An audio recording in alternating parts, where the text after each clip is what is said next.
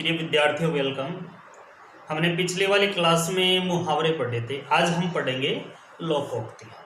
तो विद्यार्थियों, लोकोक्तियाँ जो है वो लोकोक्ति जो शब्द है वो दो शब्दों के मेल से बना है, लोक धन उक्ति।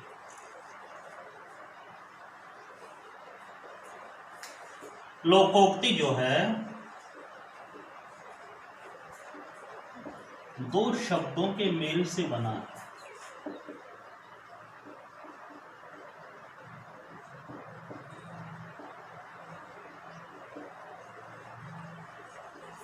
लोक धन उक्ति।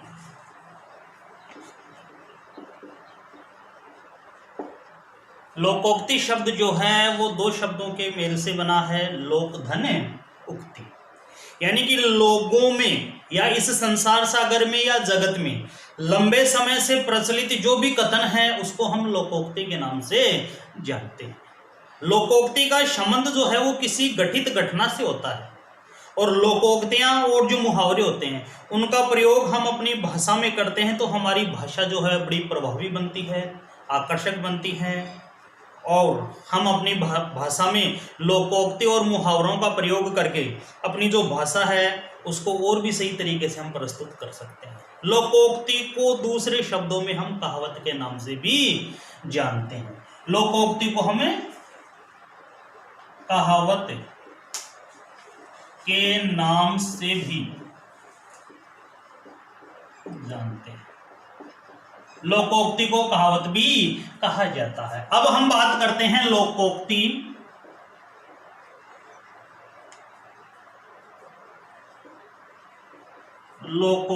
व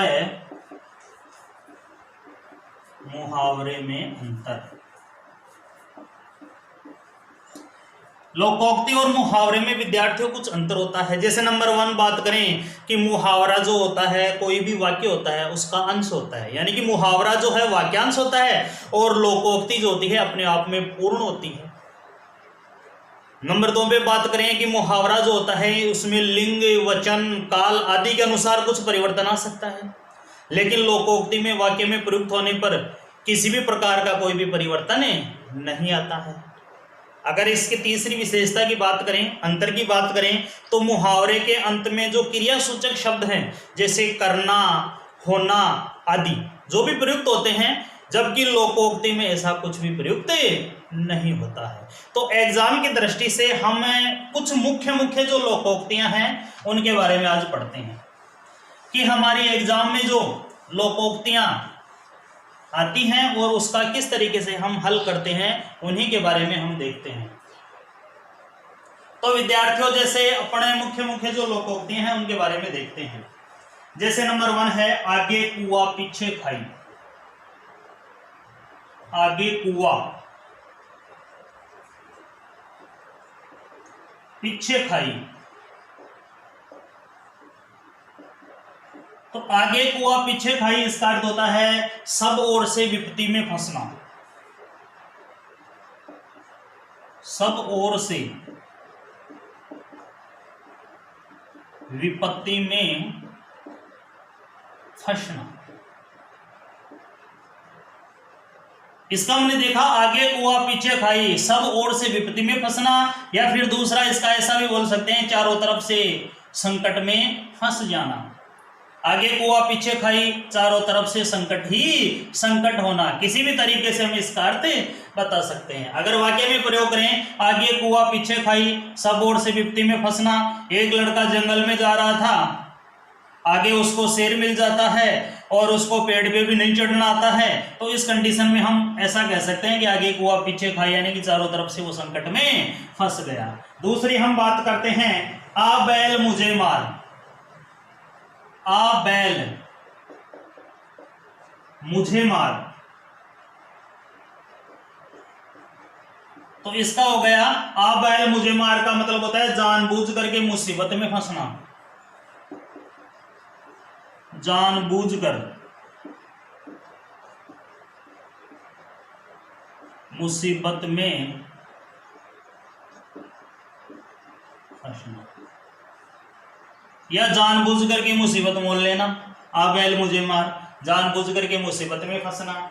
आगे हम बात करेंगे कि इन तिलों में तेल नहीं, इन तिलों में तेल नहीं,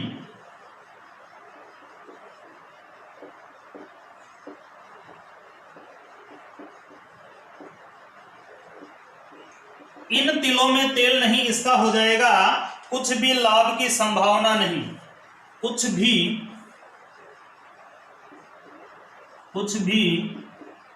लाभ की संभावना नहीं। इन तिलों में तेल नहीं, कुछ भी लाभ की संभावना नहीं। उसी प्रकार से हम आगे देखते हैं अंधों में काना राजा।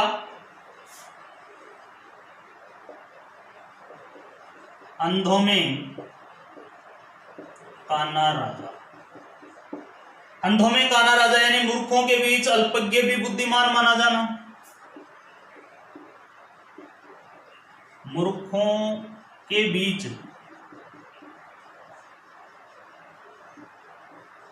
अल्पज्ञ भी बुद्धिमान माना जाना, या ऐसा भी कह सकते हैं अंधों में काना राजा, मूर्खों के बीच अल्पज्ञ भी बुद्धिमान माना जाना, या मूर्खों के बीच थोड़ा सा ज्ञान रखने वाला भी बुद्धिमान माना जाने वाला। इसी प्रकार हम आगे बात करते हैं अधजल गगरी छलकत जाए।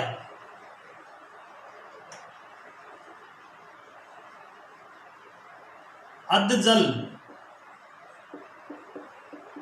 गगरी छलकत जाए, अधजल गगरी छलकत जाए, इसका होगा अल्पज्ञ अपने ज्ञान पर अधिक इतराता है। अल्पज्ञ अपने ज्ञान पर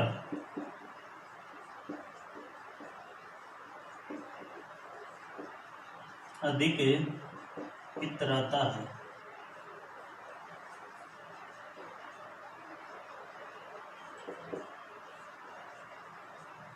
अधजल गगरी, अधजल यानी आधे जल से भरी हुई, गगरी यानी मटकी, मटका या घड़ा, छलकत जा हिलता हुआ जाता है। तो इसमें है अल्पज्ञ अपने ज्ञान पर अधिक इतराता है। मूर्ख व्यक्ति जो होता है उसको अपने ज्ञान पर घमंड होता है।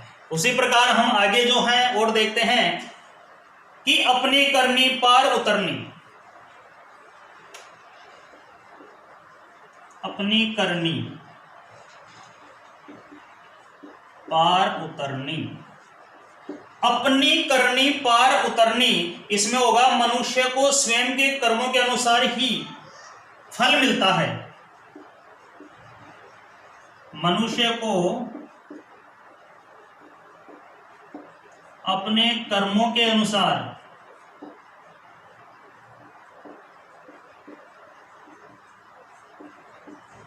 ही फल की प्राप्ति होती है, फल मिलता है। इसका हमने देखा अधजल अपनी करनी पार उतरनी, मनुष्य को अपने कर्मों के अनुसार ही फल मिलता है। ठीक उसी प्रकार से एग्जाम में जो और भी मुख्य जो हमारी लोकोक्तियां आने वाली हैं या अक्सर आती हैं, उनके बारे में हम आगे जिक्र करते हैं, आगे उनके बारे में पढ़ते हैं।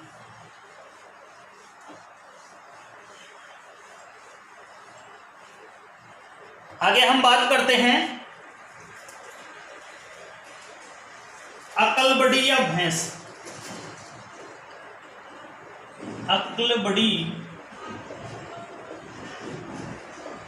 या भैंस, अकल बड़ी या भैंस, इसमें होगा शारीरिक बल की अपेक्षा बुद्धि बल जो है वो श्रेष्ठ होता है। शारीरिक बल की अपेक्षा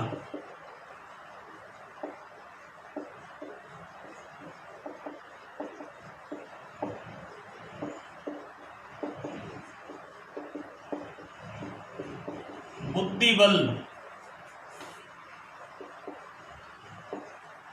अधिक श्रेष्ठ होता है।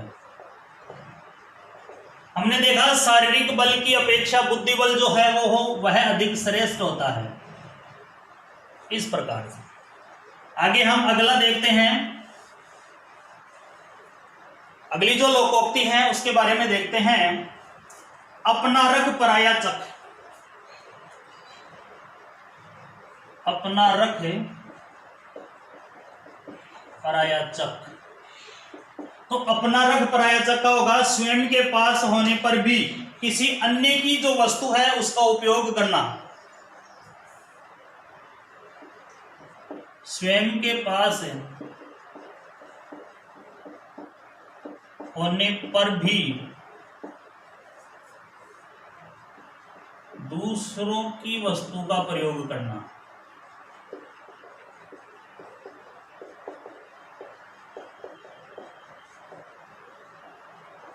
इसमें हमने देखा अपना रख पराया चख कि स्वयं के पास होने पर भी दूसरों की वस्तु का प्रयोग करना, यानी कि जो चीज हमारे पास है उसको हम स्वयं सुरक्षित रख करके दूसरे लोगों की वस्तुओं का हम उपयोग करते हैं। आगे है आंख का अंधा गांठ का पूरा। आंख का अंधा गांठ का पूरा। आंख का अंधा गांठ का पूरा होगा बुद्धिहीन किंतु संपन्न। बुद्धिहीन किंतु संपन्न। बुद्धिहीन किंतु संपन्न, आंख का अंधा गांठ का पूरा। ठीक उसी प्रकार से आगे हम देखते हैं कि आगे नाथ न पीछे पगहा। आगे नाथ न पीछे पगहा, तो इसका हो जाएगा आगे नाथ न पीछे पगा का हो जाएगा बेसहारा। आगे नाथ न पीछे पगा, आगे कोई स्वामी नहीं है और पीछे पैर भी नहीं है, तार्थ बेसहारा।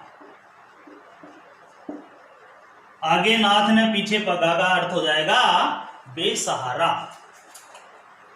एक उसी प्रकार से हम देखते हैं, आगे देखते हैं कि ऊंची दुकान फीका पकवान।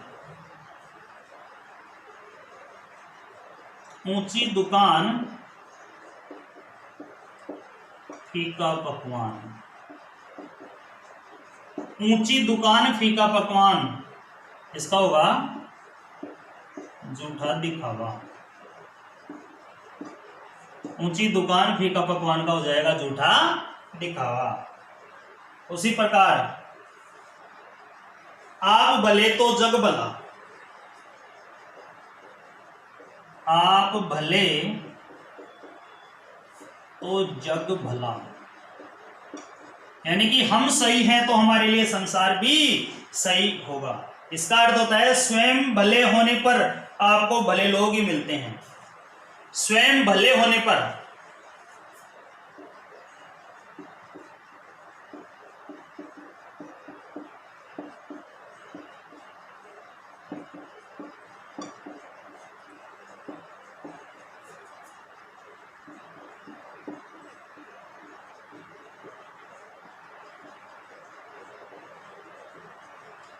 आप भले तो जग भला, यानी कि हम भले हैं, हम अच्छे हैं तो हमारे लिए संसार सागर भी कैसा होगा, भला ही होगा।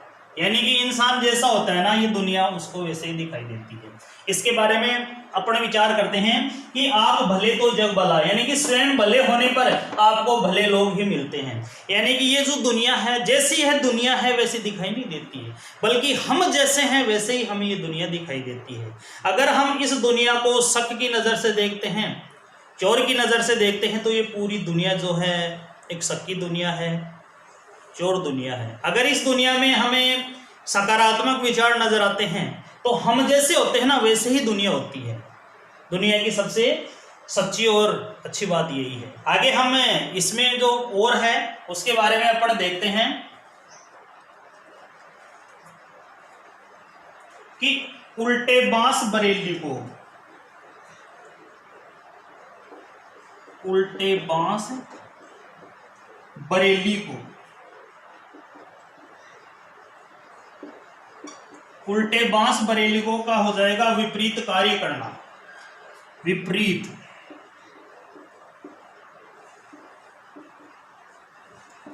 कार्य करना, उल्टे बांस बरेली को विपरीत कार्य करना। उसी प्रकार होगा ऊंट के मुंह में जीरा। ऊंट के मुंह में जीरा। ऊंट के मुंह में जीरा का होगा आवश्यकता अधिक और आपूर्ति कम। ऊंट के मुंह में जीरा, आवश्यकता अधिक,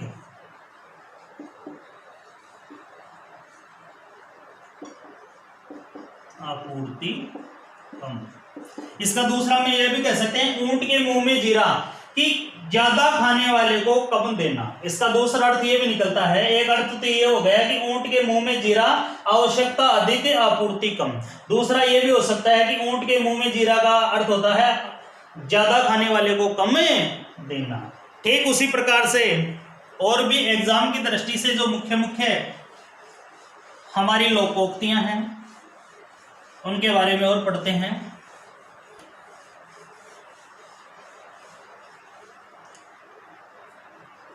आगे हम देखते हैं कि एक तो करेला दूसरा नीम चढ़ा। एक तो करेला दूसरा नीम चढ़ा। एक तो करेला दूसरा नीम चढ़ा यानी कि एकाधिक दोष होना। एकाधिक दोष होना। एकाधिक दोष होना। अब देखते हैं एक अनार 100 बीमार। एक अनार 100 बीमार। एक अनार 100 बीमार का होगा वस्तु अल्प चाहे अधिक लोगों की। वस्तु अल्प चाहे अधिक लोगों की। एक अनार 100 बीमार। एक अनार 100 बीमार, वस्तु अल्प यानी कि वस्तु कम है और चाहने वाले लोग क्या हैं, अधिक हैं। आगे हम देखते हैं एक तो चोरी दूसरे सीना चोरी। एक तो चोरी, एक तो चोरी दूसरे सीना चोरी। यानी कि एक तो चोरी कर रहे हैं और ऊपर से हम सीना चोरी कर रहे हैं, यानी कि अपराध करके रोब जमाना। अपराध करके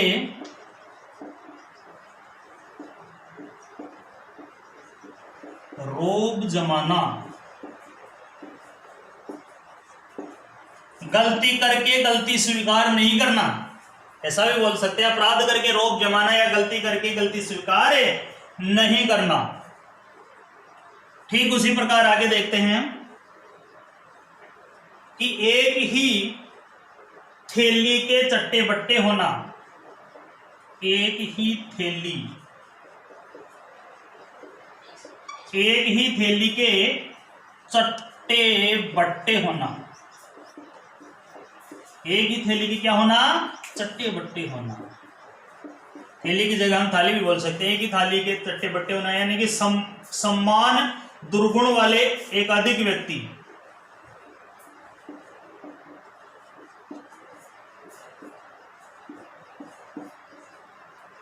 सम्मान दुर्गुण वाले एकाधिक का मतलब होता है एक से अधिक व्यक्ति। एकाधिक व्यक्ति यानी एक से अधिक व्यक्ति। उसी प्रकार आगे जो है लोकोक्तियां वो देखते हैं। एक पंथ दो काज। एक पंथ, पंथ यानी रास्ता, दो काज यानी काम। एक पंथ दो काज यानी कि एक ही रास्ता और दो काज। एक ही रास्ते पे दो काम कर लेना, एक कार्य से दोहरा लाभ। एक कार्य से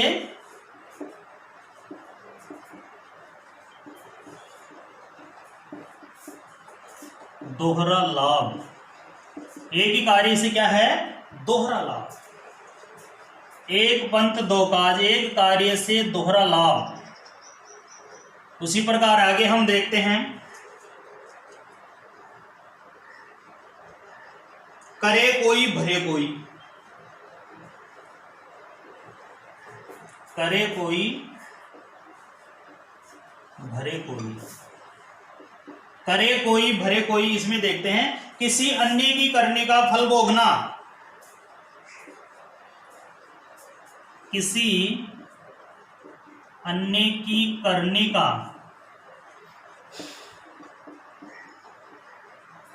फल भोगना, किसी अन्य की करने का फल भोगना। इसी प्रकार हम देखते हैं, काला अक्षर भैंस बराबर,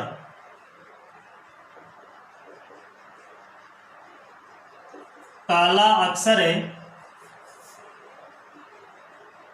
भैंस बराबर, काला अक्षर भैंस बराबर का होगा अनपढ़ होना या निरक्षर होना, अनपढ़ होना, निरक्षर होना, पढ़ा लिखा न होना। उसी प्रकार देखते हैं, खग ही जाने खग की भाषा, खग ही जाने, खग ही जाने खग की भाषा। खग का मतलब होता है पक्षी, पक्षी ही पक्षी की भाषा जान सकता है, यानी कि अपने लोग ही अपने लोगों की भाषा समझते हैं, अपने लोग ही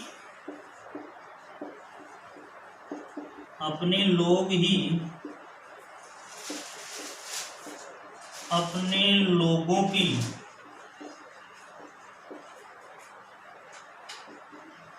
भाषा समझ सकते हैं।